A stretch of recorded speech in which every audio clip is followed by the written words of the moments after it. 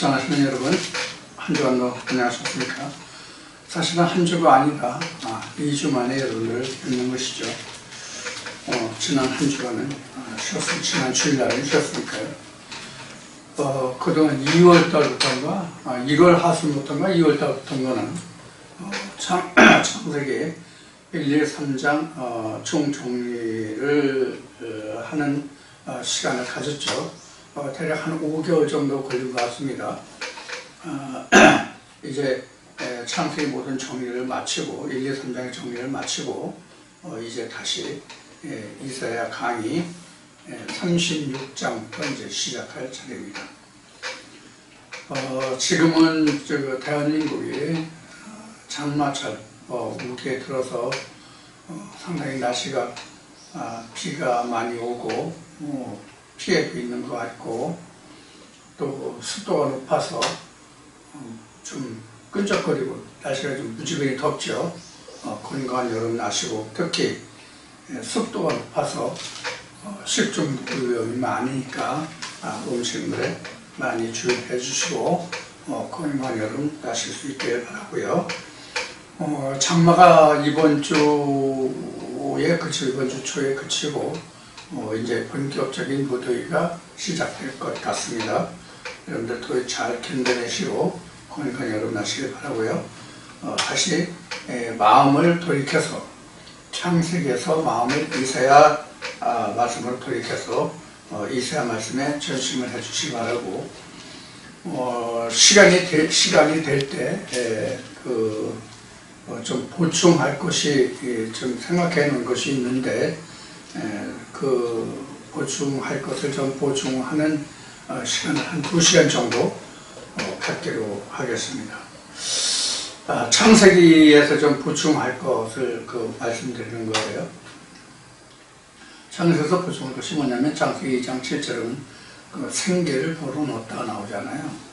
그 생계에 관해서 창세기에서 구약에서 말하는 생기와 그 다음에 신약에서 말하는 그 생명과 어떤 관계가 있는지 단어들을 살펴서 여러분들과 함께 좀 나누기를 바라고요. 그 다음에 하나는 이제 그 말세에 대해서 여러분들에게 좀 정리를 좀 다시 좀 해야 되려고 합니다. 말세를 왜 하냐면 이게 창세기와 관련이 있는 거예요. 창세기에 관련이 있다는 것이 뭐냐면 그 창세기 3장이 사실은 끊겨야 되잖아요. 창세기 3장이 끊겨야 된다는 얘기는 어떤 의미인가 하면은 우리가 생명과를 먹지 못했잖아요.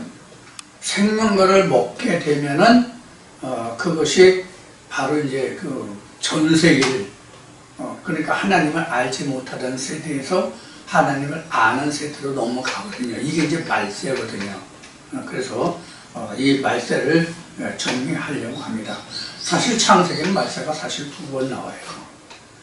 창세기 말세가 2번 나오는데 어떻게 말세가 2번 나오냐면 창세기 2장 7절에 생기를 불어넣을 때가 첫 번째 말씀이에요.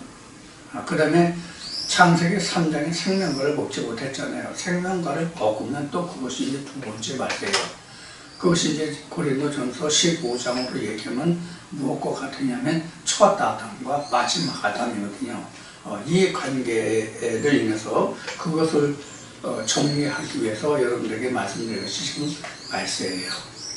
그래서 생명이라는 것이 무엇인가를 히브리어와 헬라에서 대조해서 말씀을 드리고 그 다음에 지금 말씀드린 대로 말세가 무엇인가를 여러분에게 말씀을 드리고 이 두 가지 사항을 각각 1시간씩 해서 2시간 정도 여러분들에게 보충을 해드리겠다 하는 이야기입니다. 자, 창세기를 그렇게 보완해서 말씀드리는 것을 하고 물론 이제 지금 말씀드린 그 생기와 즉 생명에 관한 것과 말세에 관한 것은 구약과 신약의 구분이 없습니다. 사실 우리가 말씀은 구약과 신약 관계 전혀 없습니다. 우리가 신학으로는 구약과 신약을 따지면은 현재 우리 우리가 하나님을 찾아가고 하나님을 알아가는 데 있어서는 구약과 신약의 전혀 신학에서 말하는 구약과 신약의 개념과는 전혀 다릅니다. 그런 의미에서 구약과 신약을 말씀드리겠습니다. 구약과 신약은 누구나 각자가 다 겪어야 하는 구약과 신약을 말하는 거예요. 성경이 기록된, 성경이 말하는, 그리고 신학이 말하는 구약과 신약을 말하는 게 아니에요. 자, 그렇게 이제 대략 개요를 왜 여러분들에게 보충을 해야 하는지를 말씀을 드렸고, 이제 이사야 36장 말씀으로 들어가겠습니다.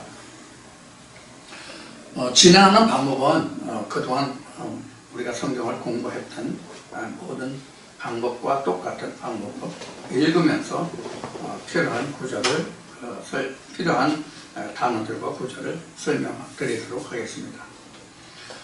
이사야 36장은 히스기야 왕 때에 히스기야 왕은 이제 뒤에도 설명을 드리겠지만은 말씀을 진행하면서 설명드리겠지만 히스기야 왕은 남유다 13대 왕이고 성왕입니다. 성왕. 왜 성왕이라고 얘기했냐면 그 종교 개혁을 통해서 하나님 나라를 바로 세우려고 애썼던 왕 중에 하나거든요. 3대 성왕이 있는데 그 성왕 중에 하나이기 때문에 그렇게 말씀을 드리는 거예요. 그래서 히스기야 왕 14년이에요. 근데 히스기야 왕은 남유다 13대 왕입니다. 히스기야 왕 때에 아수르 왕이 랍사게인데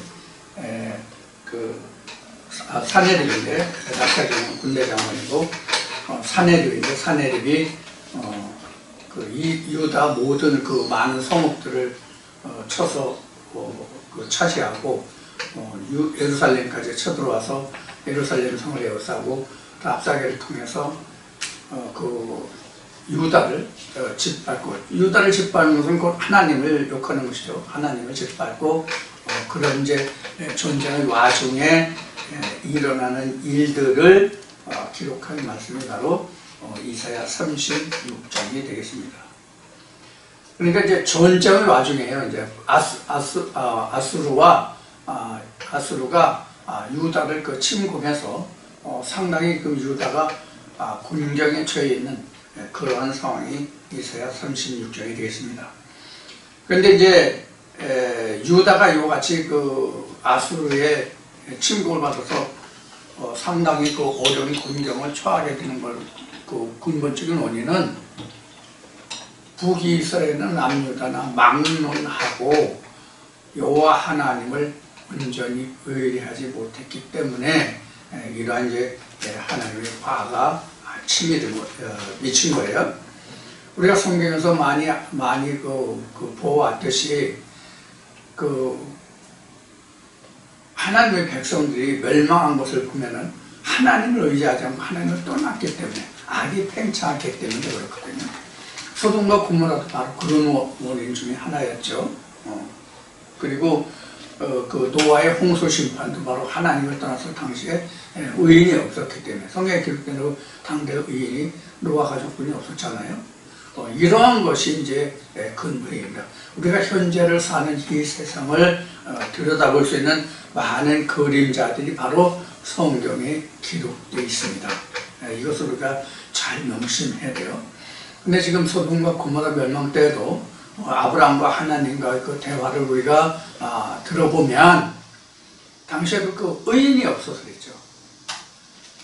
하나님이 이미 아브라함과의 대화를 통해서 가나안 땅을 약속하셨을 때에 아직은 죄악이 관영치 아니하였다. 그래서 4대 후에 가나안 땅을 내게 주겠다 이렇게 얘기거든요. 그러니까 이때도 그 가나안 땅에 악이 관영하지 않았다고 그랬어요. 그러니까 가나안 땅에 악이 차고 찼다는 얘기예요. 악이 많이 팽창해 있지만 관영할 정도는 아니었다. 관영이라는 것은 아주 꽉 차서 죄가 전부를 다 뒤집어 덮었다는 것이거든요. 지금 이것을 보면 우리가 지금 지구촌에 돌아가는 상황을 우리가 좀 예측해 볼 수 있는 그런 이제 사항이 되겠습니다. 그러니까 하나님이 악이 있다고 그래서 그 악이 태동함과 동시에 심판하심이 아니라 악이 가득 차야 된다. 그러니까 이 지구촌이 지금 악이 지금 팽만해 있는데 이것이 지금 얼마나 더 가득 차야만 이 악을 하나님이 심판할지 모르겠어요. 그럼 이제 이게 세상적으로 또 이제 말세라고 얘기하는 거죠. 좀 이런 말씀을 얘기했는데 그런 것을 우리가 이런 말씀에서 우리가 살펴볼 수 있는 그런 되겠습니다. 자, 이사야 36장 이제 본격적으로 시작하겠습니다. 36장 1절부터 히스기야 왕 14년에 아수르 왕 사네립이 올라와서 유다 모든 견고한 성을 쳐서 취하니라. 그러니까 지금 그 유다의 많은 성들을 지금 침탈하고 어디까지 올라왔느냐면 지금 예루살렘까지 올라온 거예요. 그래서 성을 쳐서 취했다. 2절에 아수르 왕이 라기스에서부터 랍사게를 예루살렘으로 보내요. 그러니까 지금 현재 아수르의 지금 군대 진영은 어디에 있냐면 지금 라기스에 있는 거예요. 라기스에 있는데 라기스에서 이제 군대 장관 랍사게를 예루살렘으로 보내는 거예요. 예루살렘으로 해서 그 히스기야 왕에게로 이제 가게 했어요. 히스기야 왕에로 보낸 거죠. 그래서 2절에 보면 아수르 왕이 라기스에서부터 랍사게를 예루살렘으로 보내되 대군을 거느리고 히스기야 왕에게로 가게 하며 그가 세탁업자의 터에 대로 빈못 수도구 곁에 섬에. 그러니까 지금 아수르 군대가 이스라엘 이스라엘이나 유대 그 예루살렘 성 세탁업자의 그 지역까지 온 거예요. 그러니까 예루살렘 성 가까이 이제 이런 거죠. 자, 근데 그냥 보낸 게 아니라 랍사게만 보낸 게 아니라 대군을 보냈어요. 뭐 얼마가 되는지는 모르겠지만 여하튼 대군의 큰 군대를 이렇게 보냈어요. 랍사게만 보낸 게 아니라 군대와 함께 보냈어요. 이렇게 이제 보내니까 이때 그 유다 측에서는 힐기야의 아들 국리 대신 엘리야김과 서기관 셈나와 아사의 아들 관리 요아가 그에게 나갔다. 그러니까 이제 협상을 하는 거예요. 랍사게와 지금 국내 대신 엘리야김과 셈나와 요아가 이렇게 셋이 나가서 랍사게를 이렇게 대립한 거죠. 그러니까 이제 전쟁 전에는 대체적으로 이런 그 상태였어요. 이때 당시를 보면 침입군이 가가지고 내가 너희를 칠 것이다. 너희가 전쟁할 거냐, 항복할 거냐, 이제 이런 협상을 사전에 하는 거예요. 이제 그런 장면이에요. 이렇게 해서 이제 그 유다의 국내 대신과 관리들이 지금 랍사게와 지금 서로 회담한다 할까, 상담한다 할까, 이제 이런 이제 내용이에요. 그게 이제 3절이에요. 그래서 이제 4절에 가서 랍사게가 지금 유다 지금 그 국내 대신과 서기관 관리들에게 이제 하는 말이 4절에 기록되어 있어요. 랍사게가 그들에게 이르되 이제 히스기야에게 알려라, 대학구하라. 대왕 아수르 왕이 큰 왕, 그러니까 히스기야 왕보다는 아수르 왕이 더 크다는 얘기죠. 그래서 대왕 아수르 왕이 이같이 말씀하시기를 내가 의리하니 무엇을 의리하느냐. 그러니까 내가 무엇을 믿고 지금 나한테 지금 항복하지 않고 대적하느냐, 이런 의미가 여기에 들어있어요. 그래서 5절에 이어지는 말씀은 내가 말하니 내가 좋게 싸울 모략과 용맹이 있노라 함은 입술에 붙은 말뿐이라. 내가 이제 누구를 의리하고 누구를 나를 반역하겠냐. 그러니까 내가 말로는 뭐 용맹이 있다, 싸운다 뭐 그러는데 내가 과연 우리와 싸울 수 있는 그런 용맹과 지략과 모략이 있느냐. 뭐라겠냐. 그거는 내 입술만, 말로만 그러는 거지. 실제 아무런 그 실체가 없다. 이렇게 이제 깔보고 얕보는 거죠. 그러면서 내가 말뿐인 네가 그 말로만 네가 하면서 나를 반역하겠냐. 이렇게 이제 랍사게를 통해서 그 아수르 왕이 지금 그 유다 측에 말하는 거죠. 그러니까 너희 싸울 역량도 없고 지략도 없고 모략도 없고 군대도 없으니 힘이 약하니 너 나한테 대적하지 말고 나한테 항복해, 이런 뜻이에요. 그렇게 들어있는 거예요. 사실 전쟁의 최고의 그 전쟁은 뭐냐면 그걸 뭐라고 이제 그 선전선동이라고 할 수 있겠죠. 그러니까 피를 흘리지 않고 말로 적군을 항복시키는 거예요. 그러니까 무혈 승리죠. 무혈 전쟁이죠. 그것이 가장 큰 승리예요. 그래서 이제 전쟁을 하면 지금도 우리 이제 그 남북한 그 대립돼 있는데 그 북한이 가장 무서운 게 뭐예요? 철책선에서 그 방송을 하는 거죠. 이게 이제 심리전이라고 얘기하는 거죠. 군사에서는 심리전이라고 얘기하는 거예요. 이 심리전이 굉장히 큰 역할을 하거든요. 그래서 지금 그 심리전을 하는 거예요. 이게 기싸움이죠. 그러니까 일종의 기싸움. 심리전은 기싸움이죠. 그래서 상대의 기에 누리면 아무리 좋은 무기와 병사들이 있어도 전쟁을 이길 수 없는 거예요. 전쟁은 무기만 가지고 힘만 가지고 하는 게 아니라 용맹이 있어야 되거든요. 지략이 있어야 되고 사기가 있어야 되거든요. 그래서 사기가 짐작되지 않으면, 사기가 올라가지 않으면 병력이 많고 물자가 많더라도 그 전쟁은 지는 거예요. 그래서 군인은 그 군인 정신과 강한 정신 무장을 하는 것이지요. 그래서 이제 군에 보면 이제 종교도 있고, 제가 군생활 할 때는 기독교고 불교뿐이 없었는데 지금은 모든 종교가 다 들어가 있다고 그래요. 모든 종교가 다 군종장로가 있어서 그런 이제 심리전을 하고요. 또 군인 정신을 강화시키고요. 애국심을 고취시키고요. 이런 훈련을 많이 하거든요. 이제 그것과 마찬가지예요. 6절 보면, 보라, 내가 애국을 의뢰하느니라. 그것은 강한 갈대 지팡이와 일반이라. 사람이 그것을 의지하면 손에 찔려 들어가리니 애국왕 바로는 그 의뢰하는 자에게 이와 같으니라. 그러니까 이때 당시에 사실은 유다는 애국과 동맹을 맺고 있었어요. 아수르가 많이 침공하니까. 그래서 이제 애국과 동맹을 이제 맺고 있던 그런 이제 사정이기 때문에, 여기도 나온 바가 같이 내가 애국을 의뢰했는데, 애국과 동맹에서 애국을 의뢰, 그 애국 네가 의뢰해봐야 상 갈대지 방면 아무리 힘을 쓰지 못해, 이제 이런 의미거든요. 근데 이제 지금도 마찬가지지만 그 동맹이라는 것이 적극적인 동맹이었고요. 자기의 어떤 자기 나라의 유익을 위해서 어떤 경제적인 이익이라든가 이런 것만을 위해서 공생하는 것이 사실은 이제 동맹이에요.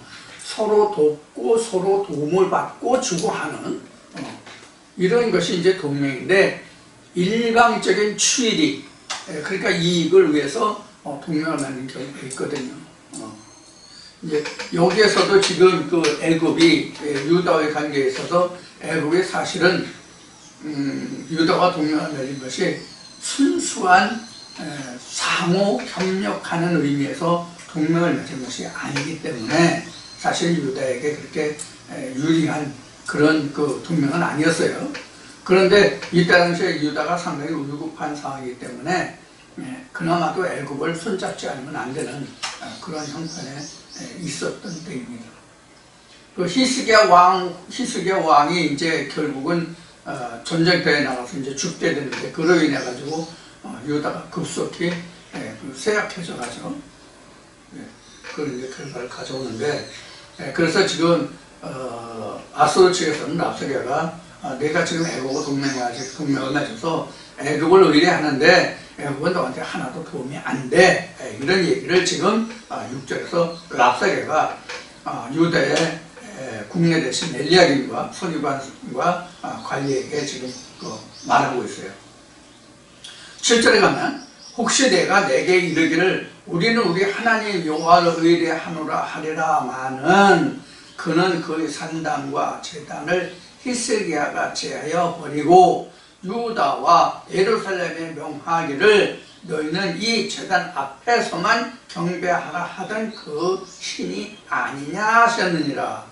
그러니까 이것이 방금 전에 36장을 시작하면서 말씀드린 것 같이 히스기야 왕은 종교 개혁을 했던 그 성왕 중에 하나라고 얘기했죠. 그래서 종교 개혁을 꾀했던 그런 이제 왕 중에 하나예요. 그러면 이스라엘은 또 유다는 하나님을 믿고 하나님의 성호를 부르는 그런 이제 백성이죠. 즉 하나님의 백성인데 이들에게 무슨 종교 개혁이 있느냐, 이런 이제 우리가 질문을 던져볼 수 있는 그런 상황이에요. 그런데 북이스라엘은 이미 여로보암 때부터 유다와 비슷한 그 시기로, 절기의 시기로 해서 자기네들이 별도의 절기를 만들어 가지고 북이스라엘 백성들이 3대 절기가 있는데 3대 절기에 예루살렘으로 가는 것을 가지 못하게 하려고 그 비슷한 절기를 만들어 가지고 했던 그런 그 기록이 이제 남아쪽 우리 그 앞에 이제 공부했죠. 그래서 북이스라엘은 아예 하나님이 없었어요. 말로는 하나님을 그 이름을 부르고 섬겼지만 북이스라엘은 아예 하나님과 관계가 없는 나라였어요. 그래서 우리가 이제 요한복음 공부할 때 봤듯이 사마리아라는 여기죠. 사마리아에 요한복음 4장에 사마리아에 나오죠.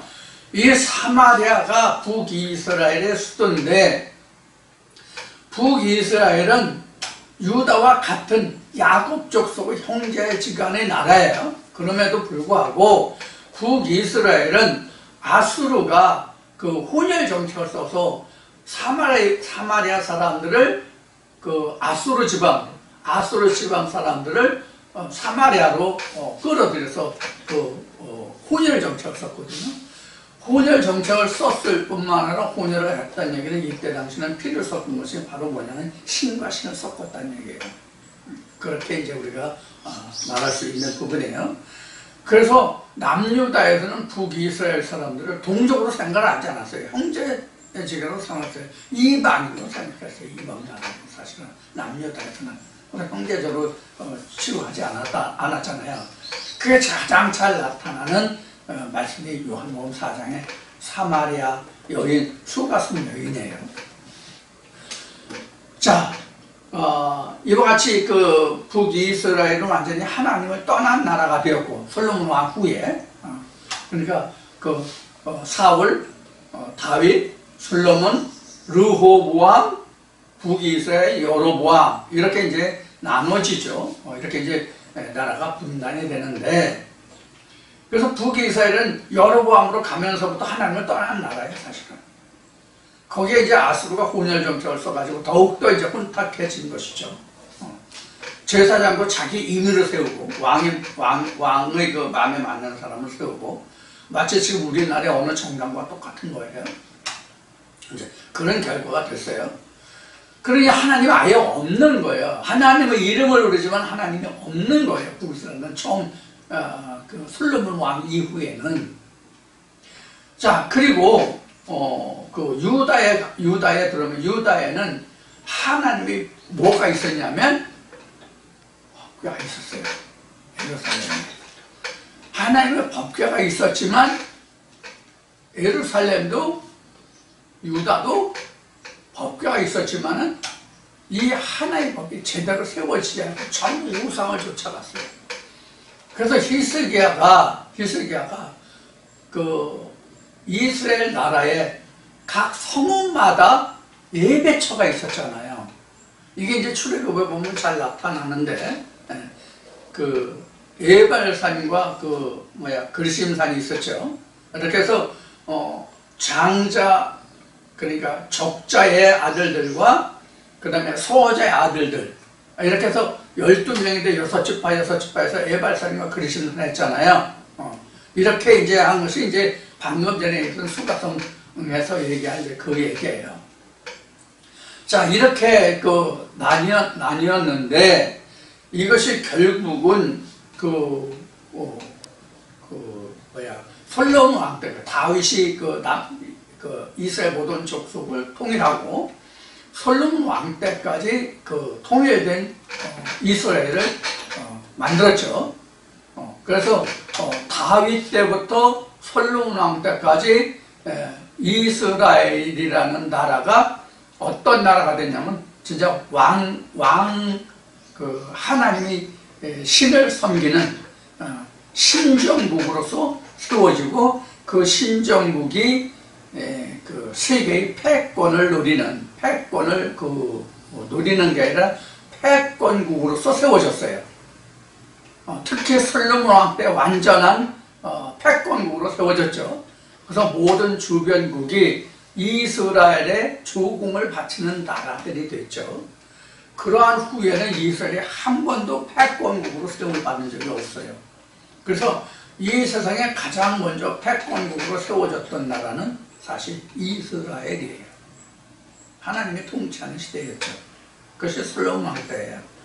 그 아비 다윗이 그 기틀을 마련했고 솔로몬 왕 때에 모든 열방이 이스라엘의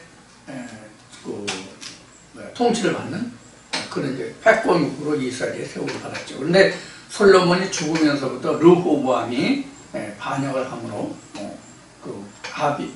자기 왕의 아비의 왕의 또 그 원로들의 말을 듣지 않음으로 나라가 분열이 돼서 이제 남북이 이제 갈라진 후로는 패권국이 없어졌죠. 패권국이 없어지고 이제 열방 나라의 세계로 갔죠. 그러다가 이스라엘 멸망한 후에는 우리가 다니엘서에서 보는 바와 같이 바벨론에 세워졌고 그 다음에 그리스라는 나라가 세웠고 로마가 세워졌고 이런 식으로 이제 메대와 가서 그 다음에 로마가 세워졌고 로마가 멸망해서 지금 현대에 이르는 거죠. 지금이 그러니까 지금 열방의 나라예요. 지금이 열방의 세대라고요. 다시 이제 패권국이 세워질 때가 된 거예요.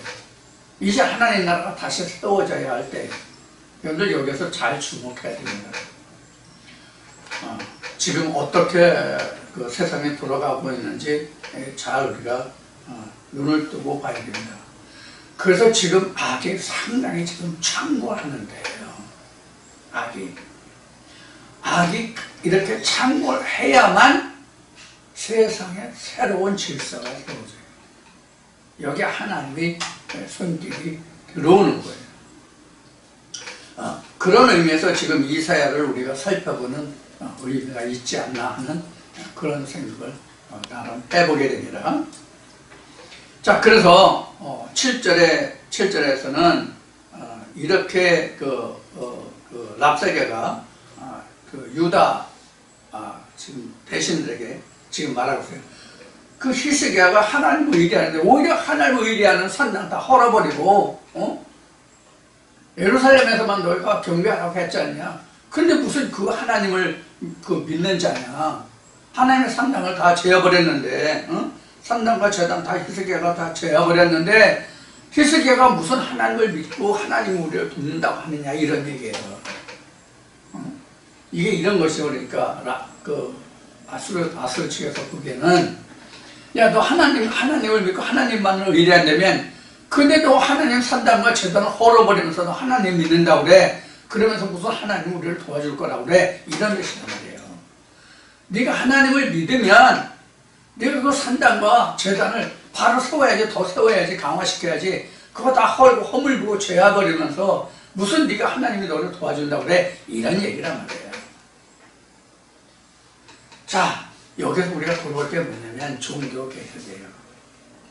우리가 성경을 보면은 또 신학을 하다 보면은 종교개혁이라는 얘기가 많이 나와요. 종교개혁이라는 얘기가 많이 나와요. 우리가 가장 잘 아는 게 루터에서 종교개혁이 일어났다는 신학에서 공부하는 그런 공부를 하게 되는데, 사실 루터도 종교개혁을 한 것은 사실이지만 성경이 말하는 종교개혁은 그러한 것이 종교개혁이 아니라 하나님을 알지 못하면서 하나님을 부르는 자들이 예수가 말한 대로 유일하신 참 하나님에게로 돌아오는 것이 종교개혁이에요. 그것을 꾀한 것이 히스기야 왕이란 말이에요. 그래서 하나님의 이름을 부르면서 자기네들이 유익을 찾는 그런 산당과 제단을 헐어버린 거예요. 무수한 우상의 그 제단이 있었단 말이에요. 이스라엘과 유다에는. 이것을 제해버린 거거든요. 그럼 앞에 3대 절기를 얘기했잖아요. 3대 절기 여러분들 성경에서 찾아보세요. 레위기에서 찾아보세요. 아니면 여러분들 뭐 요새 스마트폰 다 있으니까 스마트폰에 그 유튜브에 들어서 3대 절기를 찾으면, 아니면 네이버에 들어서 기독교의 3대 절기 찾으면 다 나옵니다. 그 3대 절기를 그래서 하나님의 법궤가 있는 예루살렘으로 가라고 한 거예요. 다른 절기는 몰라도 적어도 3대 절기만이라도 너희가 내게 나오라고 한 거거든요. 굳이 구체하게 설명한다면. 다른 날은 내가 다 네가 원하는 장소에 가서 예배할지라도 성경에 기록된 대로는 남자는 20세 이상 모든 남자는 1년 3차례씩 내게 부일지니라 이렇게 되어 있거든.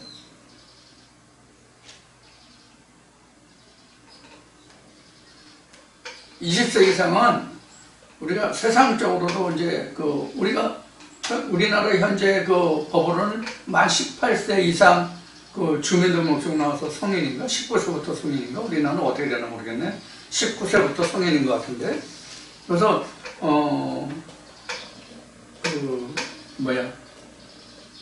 주민등록증이 나오는 건가? 자동차 운전면허를 받을 수 있는 것은 18세부터. 그 다음에 그 선거 연령은 만 19세부터. 또 성인 인증은 또 20세부터. 이렇게 됐단 말이에요. 이거는 제 개인적으로 보면 우리나라는 좀 통일할 필요가 있을 것 같아요. 제 생각에는 지금 고등학교를 졸업하면 만 19세 또는 20세가 되거든요. 그래서 20세부터 성인, 또 운전면허증도 그때부터 발급하는 것이, 선거도 그때부터 발급하는 것이 옳다고 봐요. 왜냐하면 19세부터 투표를 한다면 고등학생도 정치에 뛰어들어야 되는, 정치에 참여해야 되는 그런 결과를 가져오거든요. 그래서 고등학생 때까지는 최소한도 정치에서 좀 배제시키고 학업에 일종할 수 있는 정치 사상으로 물들지 않고 순수하게 공부할 수 있도록 그렇게 이제 하는 것이 좋다는 생각에서 20세부터 선거 연령으로 하고 20세부터 성인으로 하고 20세부터 자동차 면허도 받을 수 있도록 이렇게 하는 것이 좋지 않을까 하는 생각을 나름대로 해요. 이것이 일관성이 있고요. 어느 곳은 19세, 어느 곳은 18세, 어느 곳은 20세. 이것은 혼동되잖아요.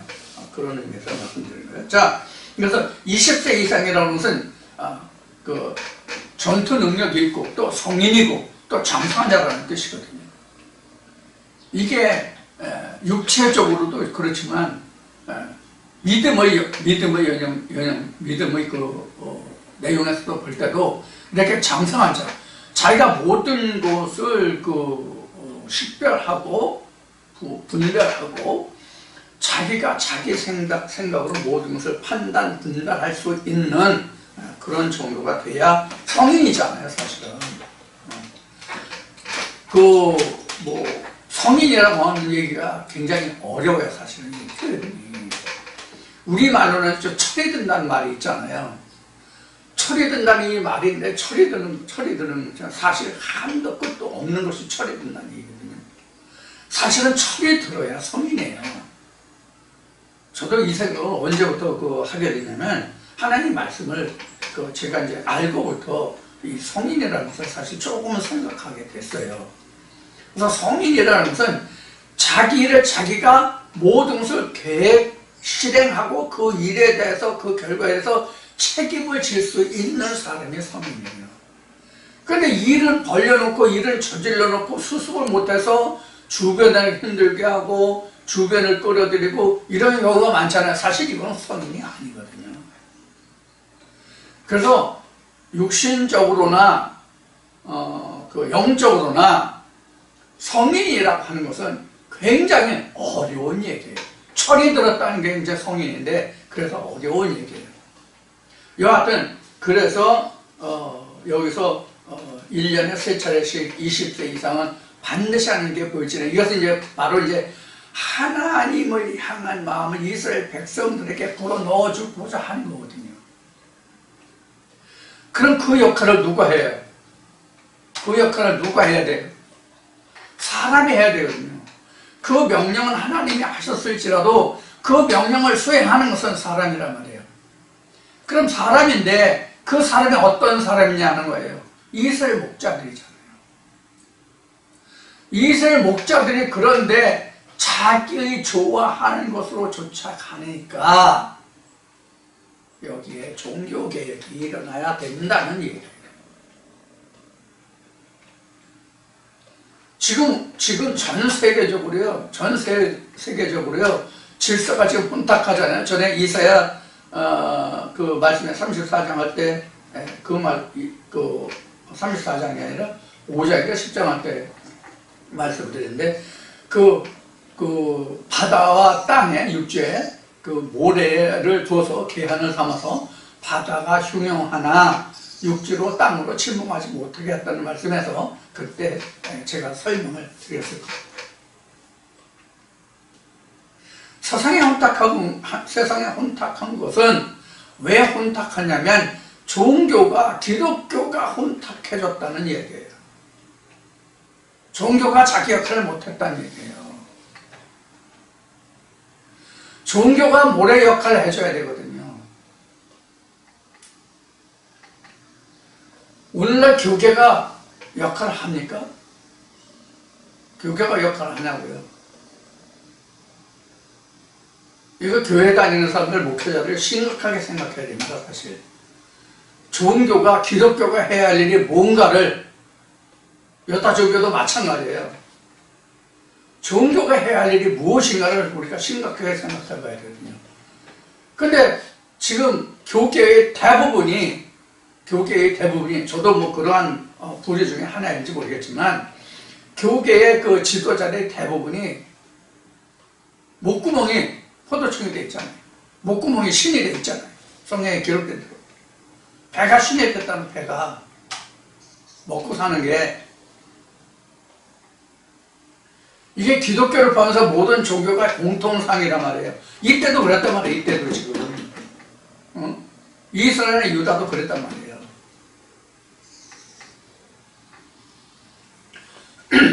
그래서 종교 개혁이 필요했던 거예요. 오늘날도 지금 우리 기독교가 나름대로 자기네들은 잘 하고 있는 걸로 생각하지만 성경으로 보면요, 모든 교회가 다 부서져야 됩니다. 깨져야 됩니다. 이게 종교 개혁이에요. 이게 여기서 지금 히스기야가 산당과 제단을 허업을 했다는 뜻이에요. 교회가, 모든 교회들이 없어지지 아니하고는 종교 개혁이 일어날 수가 없습니다. 이게 아이러니예요.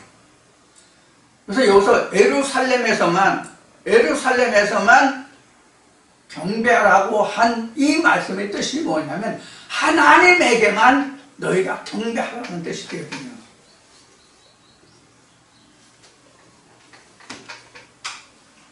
그래서 복음서에는 예수님이 말씀하신 대로 그 재물이 있는 곳에 내 마음이 있고, 내 마음이 있는 곳에 재물도 있고, 이런 말씀이 그래서 기록된 거예요. 그 재물이 어떠한 재물이냐는 거죠. 동록이 쓰는, 조미 쓰는 그러한 재물을 쓰는 그 창고냐, 보고냐, 아니면 동록이 좀도 먹지 않고 동록에 설치 않고 도둑이 들지 못하는 그러한 보호하냐 하는 거예요. 이 두 가지를 놓고 우리는 종교개혁을 해야 된다는 거예요. 각자에게도 마찬가지입니다. 교단들이, 교회들이 그러하다면 각자도 똑같아요.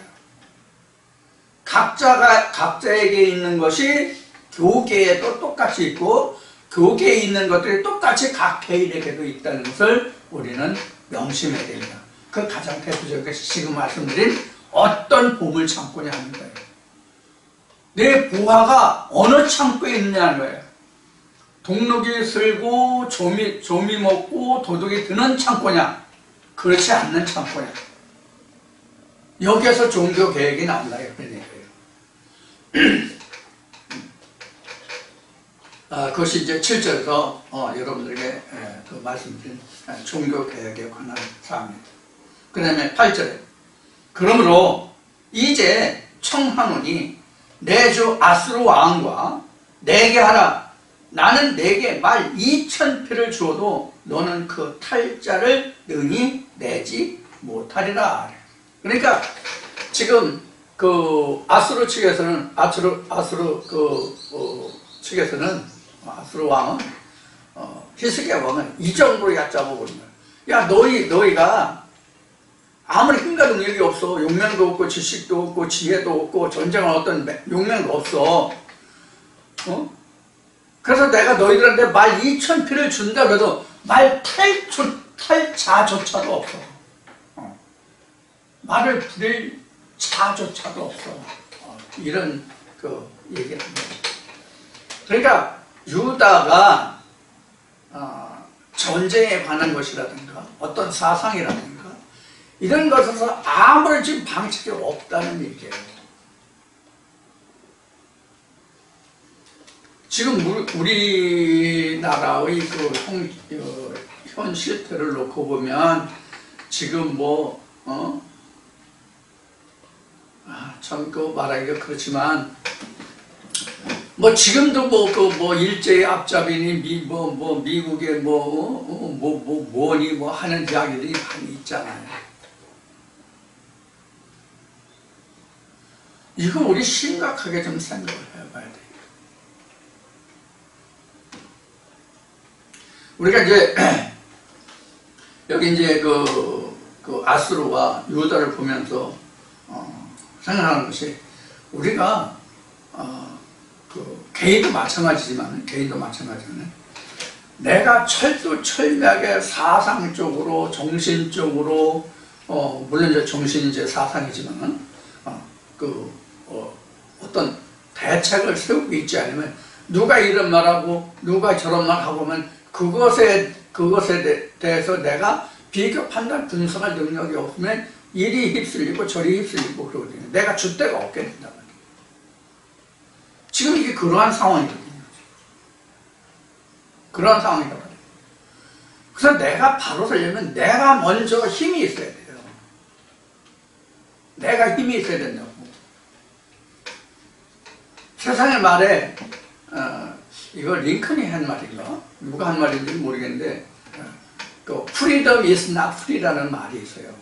자유는 공짜가 아니다. 그리고 자유라는 것은 내가 힘을 갖추고 있을 때 자유와 평화가 유지돼요. 누릴 수가 있어요. 내가 연약하면요, 누가 먼저 와서 나를 차지하고 나를 갉아먹고 내 뼛속까지 다 발라먹을지 모른단 말이에요. 나라도 마찬가지란 말이에요. 지금 그렇지 못했기 때문에 지금 이렇게 아수르로부터 지금 이게 히스기야 왕이 지금 수모를 당하고 있단 말이에요. 아니 말 2,000피를 한 나라가 말 2,000피를 부릴 만한 그런 병사가 없다면 그건 나라가 아니죠.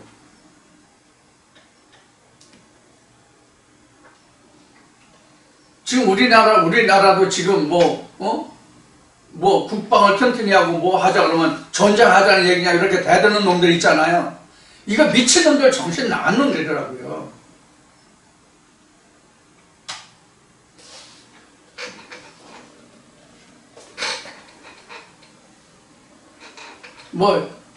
이기는 전쟁보다 부끄러운 평화가 어쨌거나 이런 개소리 하는 자들이 그 대통령 했었던 시절이 있었잖아요. 지금 유다와 지금 아수르 간에 지금 그러한 상황이 벌어지고 있는 거예요. 이거 얼마나 큰 수모예요, 지금. 이때 당시에 12,000필이라고 이때 당시에 그 말을 부린다면 오늘날로 얘기하면은 고도의 큰 군사 무기예요. 지금 이제 탱크나 전차나 이런 것들에 준하는 거. 기동력이 있어야 전쟁할 거 아니에요. 오늘날은 그보다 더한 군사 무기가 있지만 이렇게 당장 평안한 게 좋다고 그래가지고 그 힘을 기르지 않으면, 즉 국방을 세우지 않으면 어떻게 그 나라가 존속하겠냐. 그렇지 못하다 보니까 이러한 큰 수모를 당하고 있거든요. 물론 성경으로 말하고 성경으로 풀이한다면 이스라엘이라는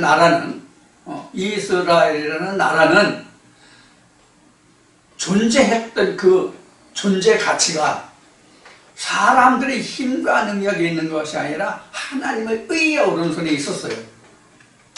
하나님을 전적으로 믿고 의지하면 하나님의 모든 것을 다 그 방책을 세워주시고 이기게 하시는, 승리를 거머쥐게 하는 그런 이제 신이 하나님의 신이죠.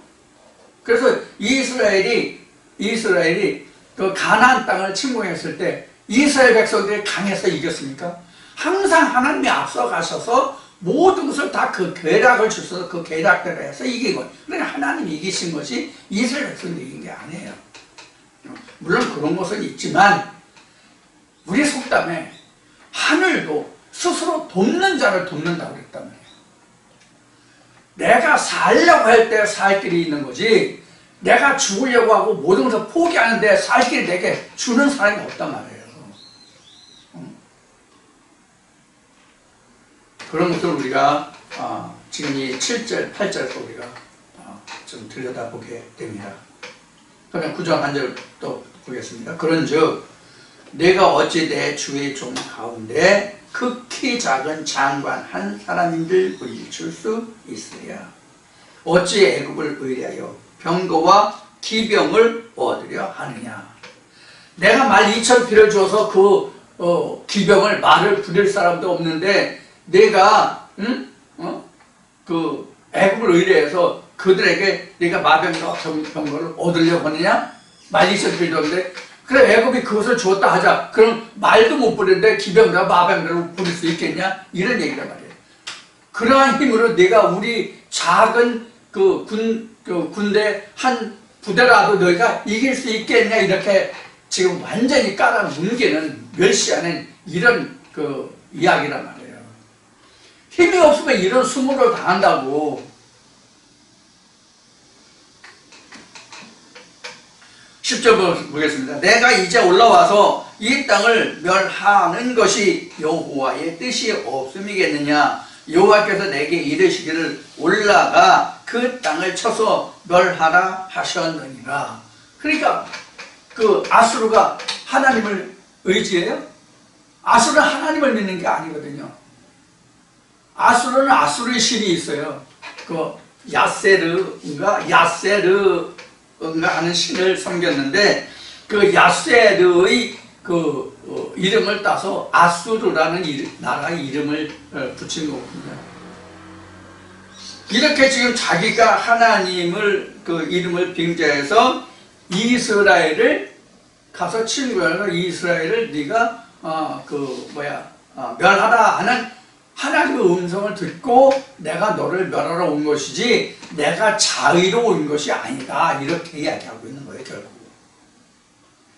근데 내가 하나님 의지해서 네가 하나님을 의지해서 네가 나를 대적하고 나를 이기겠고 네 예루살렘을 지켜내겠다고? 이런 얘기를 합니다. 하나님이 내게 말씀하시는데 내가 하나님 의리라서 지켜내겠다고? 이런 얘기를 합니다. 그러니까 너는 산당과 그 제단 허락해서 넌 하나님이 너를 가까이 하지 않는데 너는 하나님을 의리한다고 하고 그 네가 말하는 하나님이 내게 와서 너를 멸하라겠다 이런 얘기야. 그러니까 쉽게 얘기해서 이것을 우리가 앞에 얘기했던 종교개혁을 얘기했잖아요. 종교개혁을 얘기했는데 이것을 오늘날 교계에 갖다 우리가 이것을 접목시켜보자고. 누가 누구를 개혁하겠다는 거예요 지금. 누가 누구를 개혁하겠다는 거냐고. 이거 우리가 사실 이거 신학적으로 가 아니라 신학적으로는 그 바리새인들이 예수를 이기는 것이 예수를 개혁시키는 것이 종교개혁이죠. 신학적으로는 바리새인들이 예수를 개종시키는 것이 종교개혁이에요. 신학적으로 얘기하면. 그런데 성경적으로는 예수가 바리새인들을 개혁하는 것이 종교개혁이라고 해요. 지금 이러한 내용들을 우리가 여기서 살펴볼 때 있다고 해요.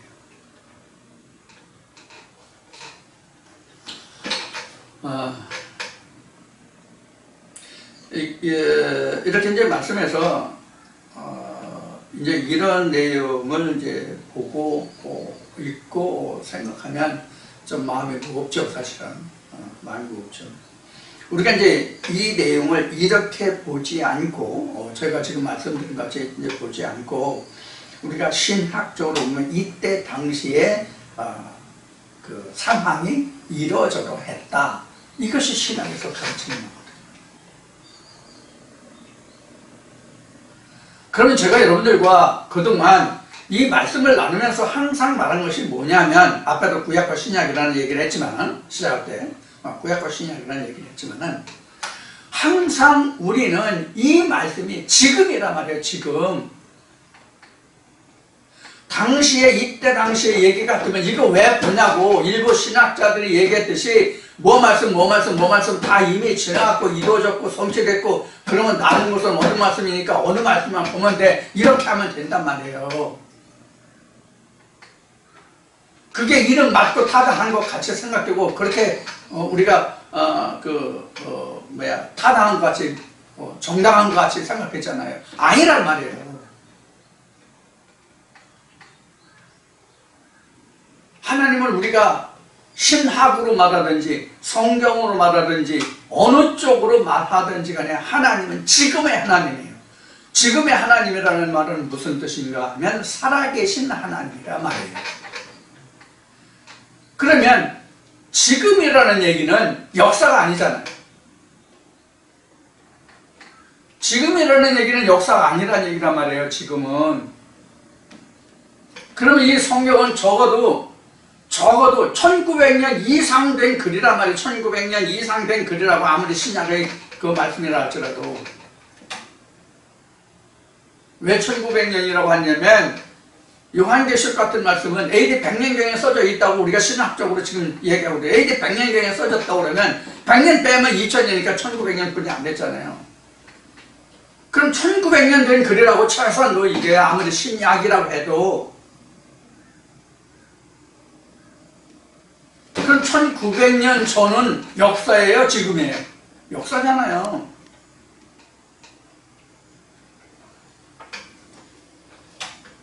우리가 동양 고전을 보면 온고이지신이라는 말이 있어요. 그동안 온고이지신 제가 몇 번 얘기했고 이제 블로그에도 글이 있지만은 온고이지신이라는 말이 있어요. 성경이야말로 진짜 온고이지신이에요. 현재 오늘날 세상에 드러나 있는 모든 것들이 다 온고이지신이에요. 무슨 뜻인가 하면 옛것이 지금 드러나 있단 말이에요. 옛것이 없는 것이 지금 드러나 있는 게 없다는 얘기예요. 옛것이 있기 때문에 지금 내가 있고 우리가 쓰는 세상의 모든 과학의 문명의 이 기들이 우리에게 지금 있거든요. 옛날에 어떤 것이 있어서 그것을 바탕으로 발전도 되고 개선도 되고 발견도 되고 발명도 되고 이래서 오늘날 우리가 쓰고 있는 현 세대에 드러나 있는 모든 것들이란 말이에요. 심지어 사랑까지. 내 앞에 내 부모가, 그 앞에 또 부모가, 그 앞에 또 부모가 있었기 때문에 오늘날 내가 있는 것이고,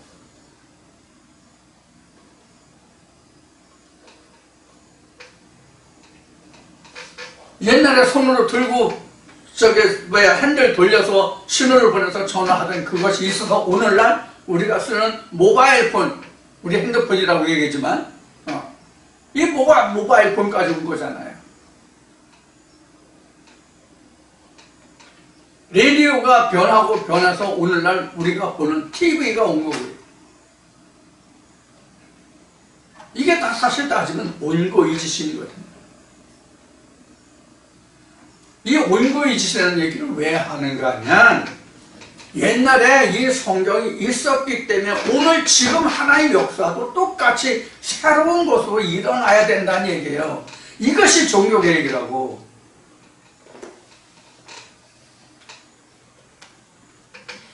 우리가 성경을 보는 것은 단순히 옛날 것을 내가 믿는다가 아니라 내가 이렇게 돼야 된다는 것을 성경은 말하고 있거든요. 이게 종교개혁이란 말이에요.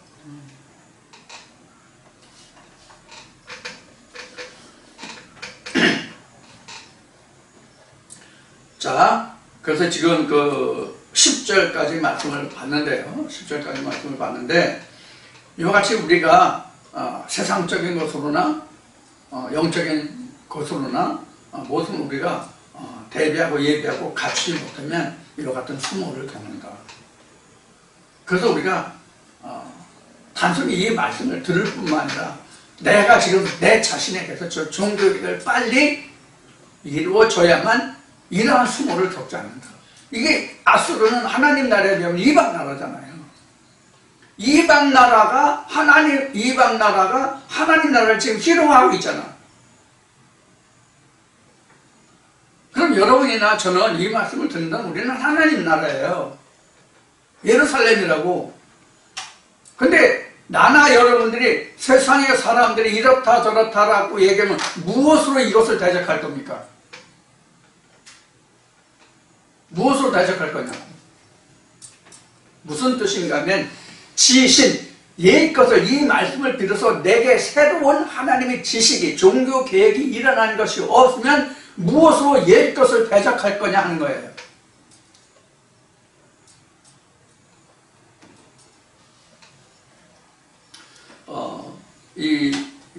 이 말은